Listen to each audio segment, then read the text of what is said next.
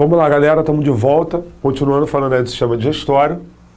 Acabamos de falar da boca com seus dentes, a língua, glândulas salivares, e agora a gente vai falar da faringe e do esôfago, né? Que são dois tubos por onde o alimento vai passar. Curiosidade, a faringe é um tubo comum, onde eu tenho a passagem de líquido, sólido e gasoso. Aquilo que é líquido e sólido deve ser jogado para o sistema digestório, ok? E aquilo que é líquido, gasoso, desculpa, deve ser jogado para o sistema respiratório. Então, anteriormente fica a laringe e posteriormente fica o esôfago. O que isso quer dizer? Que na frente eu tenho a laringe e atrás eu tenho o esôfago. Em cima eu tenho a faringe. E a faringe é um tubo comum, onde passa líquido, sólido e gasoso. Para controlar o que vai para o esôfago ou o que vai para a laringe, ou seja, o que sai da faringe vai para o esôfago, porque é líquido e sólido, ou o que sai da laringe, da faringe, vai para a laringe, porque é gasoso, quem determina esse controle é a epiglote. Mas vamos falar disso agora, ó. Faringe e esôfago. Faringe, tubo muscular com cerca de 12 a 15 centímetros, sendo a passagem de elementos sólidos, líquidos e gasoso. Por esse motivo, apresenta na porção terminal a epiglote, que seleciona de forma involuntária, não é através da minha vontade, o que passa para a laringe, no caso anteriormente, sistema respiratório, ou para o esôfago, posteriormente, sistema digestório. Quando o cara se afoga, só para a gente jogar na prática, para vocês entenderem mais ou menos como funciona isso, o sistema involuntário, a gente chama de autônomo, né? Ele é comandado pelo sistema nervoso sem a nossa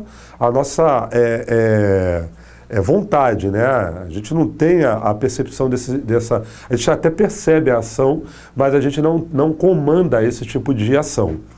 Quando o cara se afoga, o maluco ele tem pouca oxigenação, né? Porque o oxigênio não está entrando porque o cara está no meio, está com a cabeça enfiada na água. A falta de oxigenação no cérebro do cara vai causar um descontrole do sistema fisiológico autônomo, do sistema nervoso autônomo. A epiglote, o cara está engolindo água. Engolir água não é o problema. O problema é que a epiglote, por falta de oxigenação, e o sistema nervoso autônomo não está comandando a epiglote fechar o respiratório para que a água vá para o digestório, a epiglote fica meio boba no meio, vai água para o digestório e água para o respiratório. Os alvéolos pulmonares se enchem de água, o cara não consegue fazer troca gasosa. Aí o maluco morre por falta de oxigenação, porque o pulmão do cara, os pulmões do cara estão cheios de água.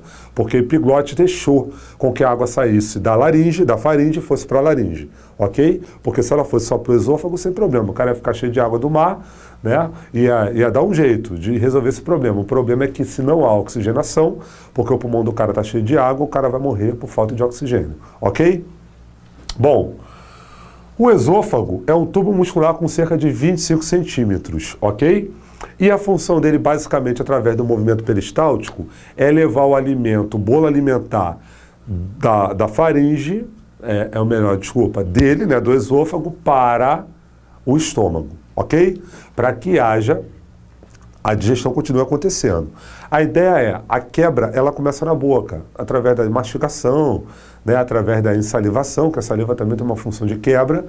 Já a faringe e o esôfago, função é caminho, é passagem da boca para o estômago, ok? Até hoje, né, pelo menos até agora, a ideia da função do esôfago, que é uma estrutura de músculo liso, é levar o bolo alimentar até o estômago.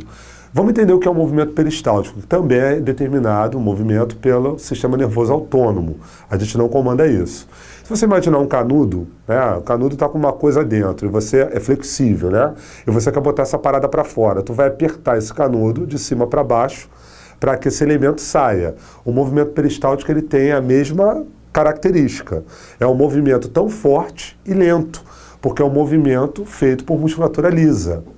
Né? Então você vai ter lá um movimento extremamente forte que vai levar sempre o alimento do esôfago para o estômago. Mas, Léo, quando eu coloco o dedo na boca e eu vomito, eu não estou tirando o elemento do estômago e botando para fora, tá. Você está estimulando com que o movimento peristáltico seja às avessas, né? Vá ao contrário. Então, sobe do estômago para o esôfago e você vomita. Então, através do mesmo movimento que estaria descendo, que naturalmente deveria descer. Isso é para que você elimine do seu corpo elemento que está te fazendo mal, ok? Léo, mas por que eu não vomito fezes, embora de vez em quando isso possa acontecer? Na verdade, as fezes, o elemento só se torna material fecal no intestino grosso. Então, você tem 8 metros de intestino delgado aí, né, separando o estômago do material fecal. Então, tudo que está no intestino delgado não é material fecal. O material vai se tornar fecal no intestino grosso, que tem mais ou menos 1,5 metro, né? Então, na verdade, eu posso sim estar vomitando elemento do duodeno, do primeiro segmento do intestino delgado, mas é difícil, porque existem 2 válvulas no estômago que controlam o que passa do esôfago para o estômago e do estômago para o duodeno. Da mesma forma, essa válvula não permite com que o elemento saia do duodeno e vá para o estômago, do estômago para o esôfago, do esôfago para a faringe e da faringe para o vaso sanitário, onde estou vomitando aí. Então, nosso estômago tem um sistema de válvula que controla a entrada e saída de elementos, ok? Bom, basicamente é isso. Vamos agora falar do nosso órgão extremamente importante, que é o estômago dentro do sistema digestório, embora seja colocado como principal estrutura da digestão, não é, porque se nós temos a ideia de que digerir é quebrar, quem quebra mais é a principal estrutura da digestão. Boca, carboidrato. Quebrar na forma molecular. Boca, carboidrato. Estômago, proteína. Esôfago e faringe não quebra nada, só caminho. Mas o estômago, ele basicamente quebra proteína. Ok? Eu vou passar direto para ele, né? O estômago, ele é basicamente dividido em 3 partes. Cárdia, que é a válvula que controla o que passa do esôfago para o estômago, recebe esse nome por ficar na altura do coração. Corpo, que apresenta o revestimento, também tudo constituído de músculo liso. Também o movimento se dá através de movimento peristáltico, de tudo que está aqui dentro. O bolo alimentar, ele pode ficar até 4 horas dentro do estômago, né? E como o estômago produz um suco gástrico, que é um elemento extremamente ácido, e que basicamente degrada a proteína, como o estômago é constituído de tecido muscular, ou seja, proteína, ele não pode permitir com que o suco gástrico tenha contato com a sua parede, porque senão o indivíduo vai ter formação de úlcera, de lesões que pode levar a gastrite a úlceras, e até coisas mais graves. Então o estômago, ele produz um muco extremamente denso, como se fosse um catarro mais denso, que reveste completamente a parede estomacal na parte interna, para que o suco gástrico não tenha contato com a parede estomacal, ok? Com isso, o bolo alimentar vai ficar armazenado aqui durante 4 horas, ou menos, onde vai estar sendo degradada a sua proteína, mediante o suco gástrico, que tem enzimas que degradam proteína. Bom, quando a proteína já está bem degradada, na verdade aqui eu vou transformar os polipeptídeos em dipeptídeos, né? Ainda não é uma degradação molecular, eu vou ter aqui o piloro. O que é o piloro? É uma válvula que, como a cárdia, né, vai permitir a saída do suco gástrico, do elemento do elemento da mistura do bolo alimentar com o suco gástrico, que recebe o nome de quimo, ok? Fenômeno da mistura do bolo alimentar com o suco gástrico é de quimificação. Então aqui eu vou ter o quimo, boca, bolo alimentar, estômago, quimo. Boca, bolo alimentar, porque misturou o alimento com a saliva. Estômago, quimo, porque misturou o bolo alimentar com o suco gástrico, ok? Então o piloro vai permitir a passagem do quimo para o primeiro segmento do intestino delgado, que é o duodeno, ok? Então, voltando para cá, estômago, dilatação do tubo digestório, ok? Está errado aqui, mudou a nomenclatura, não é mais digestivo, é digestório. Revestido internamente por um muco e apresenta basicamente 3 regiões, sendo essas: cárdia, corpo e piloro. Ainda no estômago, ocorre a produção do suco gástrico, que apresenta ácido clorídrico, que será misturado com o bolo alimentar, amolecendo o mesmo, processo denominado de quimificação. Ok? Está aí nosso querido estômago, cárdia, corpo, piloro.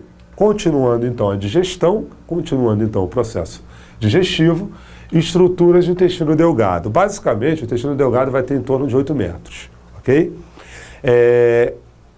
Ele vai ser dividido em 3 porções, embora essas 3 porções não sejam visualizadas em diferença histológica. Se você vê o esôfago e o estômago, a histologia é diferente.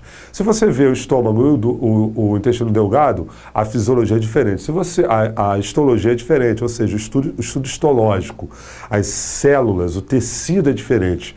Se você vê o duodeno, o jejum e o íleo, que são as 3 regiões do intestino delgado, basicamente não tem diferença histológica nenhuma. Ok? Mas a fisiologia é extremamente diferente. Só para vocês terem uma noção. Tubo muscular altamente vascularizado, né, já que a principal função do nosso querido intestino delgado é a absorção, que mede aproximadamente 8 metros e se divide em 3 regiões. Duodeno, aí é que está. Que além de produzir suco entérico, que essa aí da imagem, voltei. Que além de produzir o suco entérico, que é uma estrutura de digestão, é uma substância que apresenta enzimas, ou seja, já viabiliza a quebra do nutriente que veio lá do estômago. Carboidrato começou a ser quebrado na boca, proteína começou a ser quebrada no estômago. A gordura foi quebrada onde? Em lugar nenhum. Então a gordura vai ser quebrada no duodeno. O que faltou quebrar do carboidrato? Porque aí eu transformei o polissacarídeo em disacarídeo. No estômago eu transformei o polipeptídeo em dipeptídeo. Só que eu tenho que ter o peptídeo, eu tenho que ter o sacarídeo, o carboidrato, então tem que ser unidade. O que não foi quebrado na boca e nem no estômago vai ser quebrado no duodeno. Cara, o duodeno recebe esse nome porque ele apresenta, em média, o comprimento de 12 dedos. 12 dedos, basicamente desse tamanho aqui, no meu caso. Na minha filha, que tem 2 anos de idade, o duodeno dela é menor, porque os 12 dedos dela são menores. Claro que não, não é isso. Mas é uma referência de medição, ok? Então o duodeno recebe esse nome devido ao comprimento, que tem aproximadamente o comprimento de 12 dedos. Então, nosso querido duodeno, além de produzir o suco entérico, ele recebe através do ducto pancreático o suco pancreático, que auxilia na quebra também, tem estrutura enzimática, produzido pelo pâncreas através do canal colédoco à bile. A bile é produzida pelo fígado e ela tem a função de emulsificar a gordura, transformar aquelas moléculas de gordura, aqueles elementos de gordura gigantes, em moléculas menores. Ainda não a estrutura molecular a ponto de absorver o lipídio, mas degrada a nossa querida molécula de gordura, ok? Substância produzida pelo fígado, armazenada na vesícula biliar. Nessa região ocorre a transformação do quimo em quilo. Aonde ocorre? Bem, se na boca o alimento foi misturado a saliva, eu tive que mudar de nome, passei a chamar de bolo alimentar, e no estômago eu passei a chamar de quimo, porque o bolo alimentar se misturou com o suco gástrico. Aqui eu vou ter a mistura do suco entérico, do suco pancreático e da bile, ao quimo. E aí vai sofrer novamente a modificação do nome. Ao invés de ser chamado de quimo, agora vai ser chamado de quilo. Esse fenômeno é chamado de quilificação. Então isso tudo ocorre no duodeno. Para analisar, galera. O menor segmento no intestino delgado, que tem aproximadamente o comprimento de 12 dedos. Lá eu quebro gordura, lá eu acabo de quebrar o carboidrato e lá eu acabo de quebrar a proteína, que o carboidrato se iniciou na boca e a proteína no estômago. Resultado, a principal estrutura da digestão é o duodeno. Não tenha dúvida disso, porque é lá que ocorre a maior parte da quebra de todos os nutrientes, desde o início até o final do sistema digestório. Então, esse tubo de aproximadamente comprimento de 12 dedos, relativo ao tamanho do seu dedo, é a principal estrutura da digestão, porque lá ocorre a quebra de praticamente todos os elementos da digestão. O que não acabou de ser quebrado na boca nem no estômago vai ser quebrado lá. O que não foi quebrado nem na boca nem no estômago, que é no caso da gordura, vai ser quebrado lá no duodeno. Ok? E no duodeno, nós mudamos o nome de quimo para quilo, ok? Boca, na salivação, bolo alimentar. Estômago, quimificação, quimo. Bolo alimentar misturado com suco gástrico. No duodeno, bolo alimentar, quimo misturado com suco pancreático, suco entérico e bile, torna-se então com o nome de quilo, processo chamado de quilificação. Curiosidade, vesícula biliar. A bile ela é formada por sais. Esses sais são cristais. E esses cristais podem se unir mediante ao distúrbio metabólico e formar grandes pedras na vesícula. E não é muito atípico que o indivíduo, em determinada situação, tenha que tirar a vesícula biliar. É claro que, nesse caso, o indivíduo vai ter dificuldade na quebra de gordura. Então, é por isso que o indivíduo ele tem a dificuldade na quebra de gordura, não porque ele não produz mais bile, não. É porque ele tem uma menor possibilidade de degradação de gordura, porque a bile já não está mais indo para o sistema digestório, porque o cara removeu a vesícula biliar. E a quantidade de bile que está indo para o sistema digestório, porque eles fazem a conexão, tira a bile, mas faz a conexão com o canal colédoco, então o fígado joga direto a bile produzida para o duodeno, a quantidade de bile é menor. Então o cara vai ter uma dificuldade na degradação de gordura dentro do seu processo digestório, ok? É por isso que o cara que tirou a vesícula biliar, quando come comida muito gordurosa, costuma passar muito mal, com diarreia, vômito, por aí vai. Jejum e ilho, a gente junta porque, na verdade, as duas estruturas, os dois segmentos do intestino delgado vão ter basicamente a mesma função, que é absorver o nutriente que foi degradado. Parte na boca, parte no estômago e finalizado no duodeno, ok? Aqui está nosso querido intestino delgado, duodeno que se conecta diretamente ao estômago, jejum, que é a maior porção do nosso intestino delgado, e o ilho, que fica na região ilíaca, né, na região, a gente chama de bacia, né? Esse osso aqui da bacia é o ilho, então ele fica na região ilíaca, daí o nome ilho, ok? Então o intestino delgado se divide em em duodeno, jejuno e ilho. E juntando esses três segmentos, que não tem uma diferença histológica muito grande, nós temos aí um intestino delgado que tem, em média, em torno de 8 metros de comprimento. Continuando, então, aqui a gente está visualizando as estruturas, né, do intestino delgado e as glândulas anexas, pâncreas, fígado, se conectando aqui, né, a bile jogando pelo canal colédoco para o intestino delgado, que está a vesícula biliar, e aqui nós temos também o pâncreas jogando, através do canal pancreático, o suco pancreático para o duodeno, que está nessa região aqui. Beleza? Então aqui tudo juntinho, aqui só o pâncreas, aqui só o fígado, aqui a vesícula biliar, aqui tudo junto. Vesícula biliar escoando para... Aqui, ó, o cara tirou a vesícula biliar, então o fígado vai jogar diretamente a bile para o duodeno, numa quantidade menor, né, porque não tem como armazenar esse troço. Então eu vou ter uma quantidade menor de bile. Só relembrando que o fígado é a maior glândula do corpo humano. É uma glândula exócrina, porque a secreção dele é bile, e o que ele produz é jogado no duodeno. E o duodeno é a cavidade externa, né? Então, um tubo não é tipo as glândulas endócrinas que jogam a sua secreção diretamente na circulação sanguínea, ok? Bem, galera, continuando então, né? Estruturas do intestino delgado, jejum e ilho, vilosidades e microvilosidades. Todo intestino delgado, ele tem, como a função dele é absorver, ele vai ter as vilosidades, né, que para que ele caiba na cavidade abdominal, ele vai ter essas dobras, né, que a gente chama de vilosidades, e as microvilosidades, que são especializações de células na mucosa intestinal, na parte interna do intestino, o tecido que reveste o intestino internamente. O que é isso? Aqui, ó, as microvilosidades, elas aumentam a superfície de contato do nutriente com a parede intestinal. Com isso, há uma maior absorção de nutrientes. Eu gosto de citar, fazer um desenho aqui, vou fazer aqui no meio. Ó.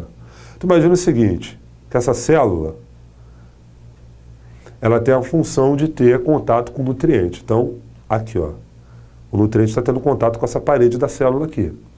Só que se essa célula, ela tiver que caber num espaço assim, Papai do Céu veio e amassou isso daqui, fez assim, ó.